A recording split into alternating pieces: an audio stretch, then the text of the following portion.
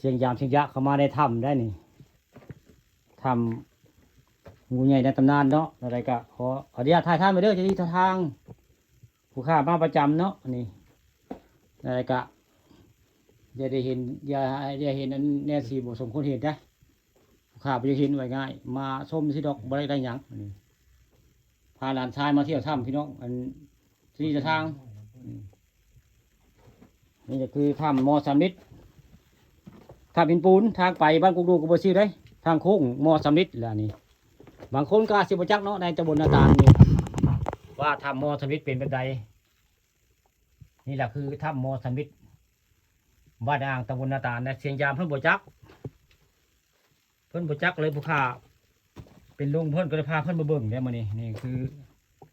ถ้ำมอสามลิตรได้อันนี้น้ำบ่มีได้นี่เลือกเขาไปเต็กนะลุงเลือกเขาเต็กได้ทำนี่บริสุทธิ์ได้ตลาดนี้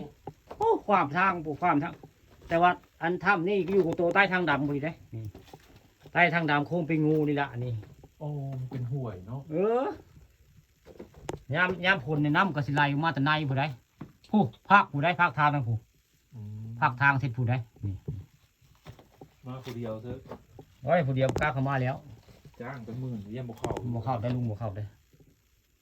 นี่มากับตัวเจ้าลุงจะพามาเบิ่งนี่เราเคยมาพร้อมแต่ก็นี่อันบริเวณนี่น้ำโบแห้งในตลาดนี่น้ำโบแห้งนะครับถ้ำนี่เลือกได้พี่น้องใบตื้นได้ถ้ำนี่ผู้นำคนยันน้ำแค่ละแข้งพี่น้องเห็นปกกล้องบุค่าชุ่มไปผูกไก่พุ่นโอ้โห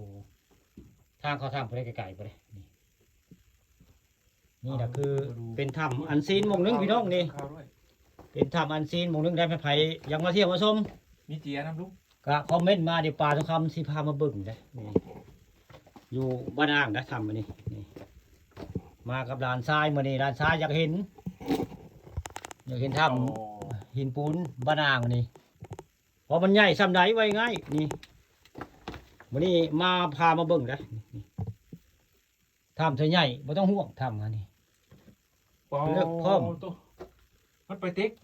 ไปเต็กกันแล้วถ้ำนี่ไม่ตื้นในจรานี้พูดแล้วจะความทางพูดแล้วความทางดำไปพูดแล้ว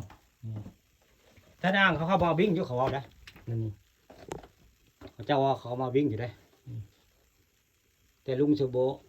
นั่นดอกโบก้าเอาวิ่งเอาอย่างดอกเอาจีดอกเขามาเอาแต่คลิปมาเอาแต่คลิปนี่ถ้ำนี่เลือกได้เข้ามานี่กับย่างมานี่กับประมาณ20 เมตรได้นี่ที่เราประมาณ20 เมตรบริเวณตื้นได้ทำนี่แต่ว่าถ้าหากอันเพิ่นนั้นว่าง่ายคำเป็นแนวอันดินนั้นมูมีดินนี่ทำนี่สิใหญ่ได้บรรจุคนได้หลายพันพี่น้องนี่หลายพันแน่นอนนี่ทำมานี่ทำโมสามิด